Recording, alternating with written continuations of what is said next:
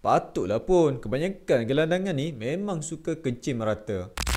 Bila kita tengok video di sebelah ni, nampak macam kesian kat brother yang tidur kat kaki lima tu. Tapi hakikatnya, kita tak tahu sebenarnya punca dari awal tu macam mana. Pernah saya tengok dalam satu video ni, mostly gelandangan ni agak kurang ajar dan tak tahu bersyukur. Bila kita beri makanan yang mereka tak suka, mereka ni boleh buang macam tu je. Kadang-kadang gelandang hari ni memang tak lapar pun, cuma mereka tak ada tempat tinggal yang proper je. Okey, berbalik pada video ni, pada pandangan saya, mungkin yang menjaga premis di situ atau Mak Gad dah berkali-kali halau atau bagi nasihat supaya jangan tinggal di kawasan tu lagi. Biasalah, bila dah nama manusia ni, bila kita dah banyak kali halau dan nasihat jangan tidur di kawasan tu dan tak diendahkan juga, akhirnya kita yang bernama manusia ni lama-lama boleh meletup. Jangan katakan kat Mak Gad tu je, benda ni boleh berlaku pada semua manusia yang normal. Jadi berlakulah macam dalam video ni, Mak Gad simbah air, pakcik tu pula bagi kungfu. Kadang-kadang tempat gelandangan yang mereka tidur tu akan bau hancing. Jadi di sini cuba kita letakkan diri kita sebagai owner premis tersebut. Apa yang kita akan buat? Nasihat dah berbakul-bakul